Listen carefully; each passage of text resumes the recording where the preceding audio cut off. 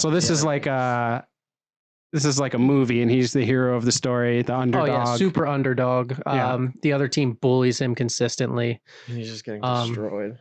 Your Not- stands, the bleachers look like a bar graph. Yeah.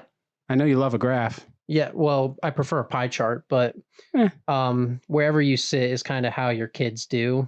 Gilly's not that great, so she's on seat 2. What are those amorphous blobs between the bases? Those are obviously the second baseman and the shortstop. You fool!